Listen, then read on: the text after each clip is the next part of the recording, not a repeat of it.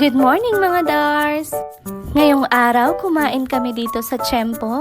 Katabi lang siya ng McDonald's Magalon. Kaya pala Tiempo dahil chicken plus liempo na. Nabalitaan ko na masarap daw dito at saka lagi daw silang puno. Ang cute naman ng lalagyan ng vinegar, soy sauce at saka fish sauce. Ang ganda ng pwesto nila mga Dars at saka maaliwalas. Gutom na ako. Siya na, mag-order muna tayo mga Dars. At ito nga pala yung menu nila mga Dars, murang-mura lang at saka tag 3 rice na rin bawat isa. At kumuha na rin pala kami ng unlimited soup nila, self-service na rin ito. Malapot siya, mushroom soup ata to, mukhang masarap.